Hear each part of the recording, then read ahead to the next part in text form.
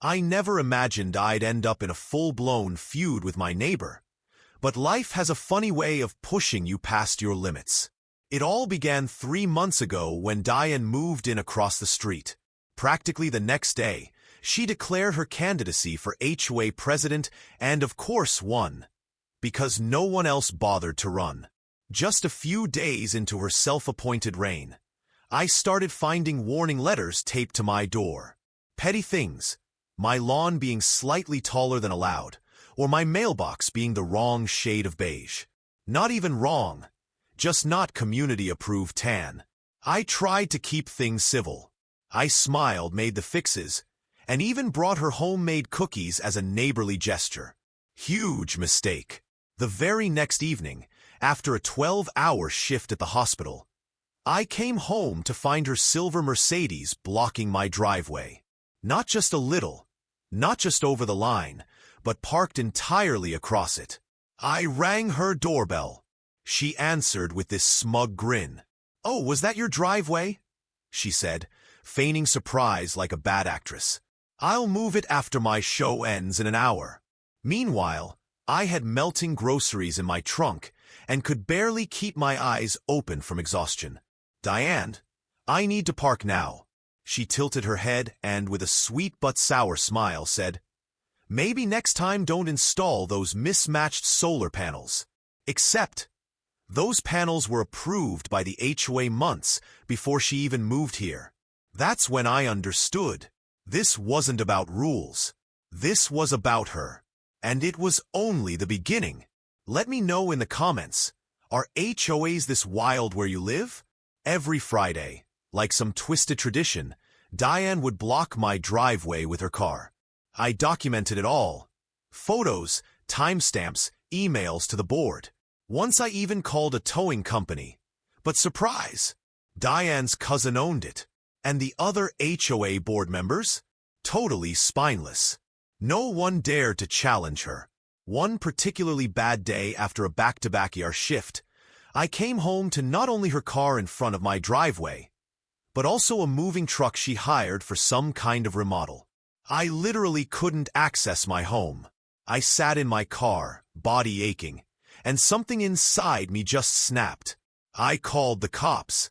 Officer Martinez showed up, took one look, and said, "Ma'am, this clearly blocks your property." He walked up and knocked on Diane's door. She answered like a Stepford wife in a tennis outfit. "Officer, this is a private community issue. The HOA bylaws clearly state." He cut her off. "Ma'am, state law overrides HOA rules. These vehicles need to be moved immediately." Diane's face barely twitched, but I could see the fire behind that smile. "Of course, officer," she said sweetly.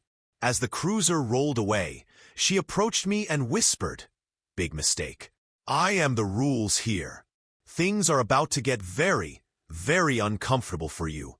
The next day, a certified letter arrived. Diane had called an emergency HOA meeting to address my many violations, proposing daily fines of $200. She was going full-on nuclear.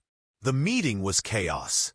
Diane stood proudly at the front of the room, clicking through a PowerPoint presentation filled with zoomed-in photos of my house, my mailbox, my grass, even a bird feeder I'd installed for my nephew, my car, parked a few inches over the driveway line. She narrated every infraction with a syrupy voice while the neighbors squirmed in their seats. When I tried to defend myself, she cut me off. Rules are rules. We all agreed to them. The board voted 3-2. No fines yet, just more warnings.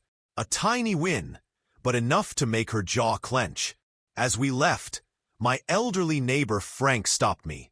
"She's done this before," he whispered. "Ran 3 families out of her last neighborhood. But she messed up coming here." "What do you mean?" I asked. He grinned. "Our county's got some of the oldest property laws in the state." I should know. I helped write some when I worked in the clerk's office. That night, I couldn't sleep. His words kept playing in my head. At 2 a.m., I opened my laptop and started digging into property laws. By sunrise, I was running on caffeine and adrenaline. I'd found something wild. Our county's version of the castle doctrine extended beyond just home defense. If you own the land and maintain access to public roads, you can secure your entrance however you want. Even fortify it. I called in sick for the first time in 3 years and headed straight to the records office. The clerk confirmed it. Thanks to an old 1887 homestead law, I had the right to secure my driveway entrance however I saw fit. As long as I didn't mess with utilities, it was legal. On the way home, I passed a site where they were digging trenches for pipe work. That's when it hit me. I made 2 calls, one to my contractor friend Miguel, and one to my cousin who ran an excavation crew. How fast can you dig a moat around my driveway and build a working drawbridge? Silence. Then laughter. What? I'm serious. I'll pay double if you can do it this weekend. Diane's going to be out of town. Technically possible, my cousin said. But why? Because I'm done playing defense. Friday came. Diane loaded her car and left for her sister's wedding 3 states over. I gave her a big, friendly wave as she pulled away. She looked confused, as she should have been. Less than an hour later, Miguel and the crew rolled up with 2 excavators, a dump truck, and enough wood to build a frontier fort. Curious neighbors gathered on their lawns, coffee in hand, watching like it was a neighborhood movie night. Miguel unrolled the blueprints and looked at me one last time. "You're sure about this?" I handed him the signed permits. Every inch of it is legal. Triple-checked. By 8 a.m. Saturday, engines roared to life. We were digging history into that driveway. The rumble of heavy machinery shattered the stillness of the morning as a crew began digging a 6-foot-deep, 8-foot-wide trench in a clean arc around the entrance to my driveway. The scent of fresh earth wafted through the air, mingling with the sound of metal striking soil. By midday, massive mounds of dirt towered along the sidewalk, and curious neighbors began to gather. Some arrived with camping chairs, others with cold drinks in hand, turning my yard into a front-row seat to the spectacle. Frank, still parked in his wheelchair at the edge of my lawn, was practically wheezing from laughter. "This is better than prime-time TV," he hollered over the roaring excavators. Things were moving fast, until they weren't. Midway through, the diggers hit a water line that no one, not even the county maps, seemed to know existed. The whole project froze for 4 tense hours as emergency crews swarmed the scene. I felt the panic set in. We had a narrow window to finish. But Miguel's crew? Pros to the core. As soon as repairs were done, they got back to work, this time under floodlights. Sweat clung to their brows as they pushed through the night. Sunday was all about the drawbridge. Jorge, Miguel's cousin and an artist with wood, built a stunning wooden bridge reinforced with steel beams, strong enough to support a car. We wired it to an electric motor and a winch system controlled remotely. Just for fun, I had the control panel designed to look like an antique torch sconce next to my door. It was quirky, but I loved it. By nightfall, the trench was stone-lined, the bridge fully operational, and security cameras positioned at every angle. Sure, the lawn was a mess, but my driveway now looked like it belonged to a castle, not a suburban home. Monday morning, coffee in hand, I stood on my porch admiring the results. The bridge lay flat across the moat, allowing regular entry. But with one click of my remote, it would rise into place like something straight out of a fantasy novel. Neighbors walked past, flashing thumbs up or taking selfies with my new home fortress in the background. "You think she'll freak out?" Miguel asked while his crew loaded up their tools. "I'm counting on it," I grinned, testing the remote again as the drawbridge creaked upright. Diane came back Tuesday afternoon. I just happened to be outside, pulling weeds by the mailbox, giving myself the perfect front row seat. Her sleek Mercedes slowed to a crawl, and her expression was priceless. Jaw agape, hand flying to her mouth like she'd just seen a ghost. She parked across the street and marched across my lawn, designer heels wobbling as she reached the moat's edge. The bridge was down, but it clearly didn't soften the blow of what she was looking at. "What is this?" she shrieked, voice reaching cartoon villain pitch. "Home improvement," I replied calmly, not looking up from my weeds. "You like it? I'm calling the authorities. This breaks a dozen HOA policies," she fumed, fingers trembling as she jabbed at her phone. I stood up, wiping dirt from my gloves. "Actually, I checked. There's nothing in the guidelines about trenches or drawbridges.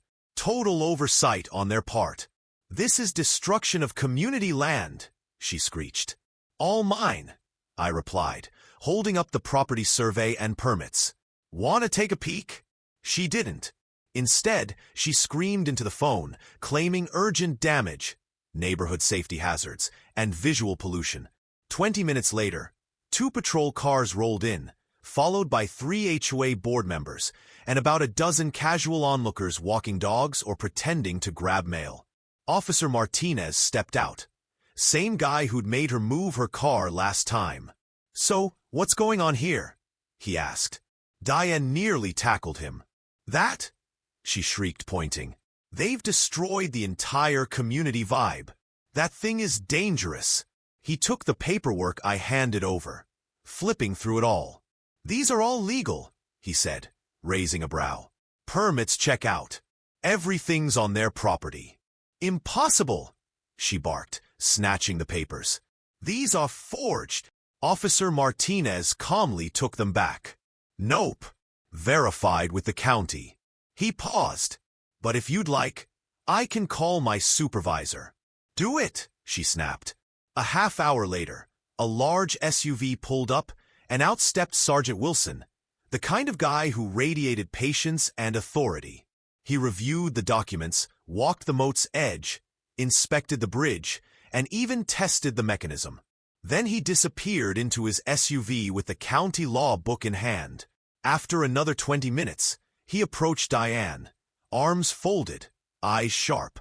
"Ma'am," he said, "this project is compliant, built on private land, fully permitted, and consistent with the county's rather unique land laws. In fact, we have provisions from the 1800s that support defensive structures like this." Diane looked like she might explode. Her face flushed crimson as she turned to me. "This isn't over," she hissed, storming off to her car. Just as she opened her door, I pressed the remote. The drawbridge creaked into its upright position with theatrical flair. From across the street, a burst of applause erupted as neighbors cheered. Revenge, when built on stone and steel. Oh, it's sweet. And best of all, completely legal. The temperature was rising, figuratively and literally. The day after the police visit should have been my victory lap. But Diane? She wasn't about to let me win so easily. That same evening, she summoned an emergency HOA meeting. Mandatory attendance. $100 fine for missing it. Her email stated a single agenda item: review of dangerous property alterations and immediate bylaw considerations.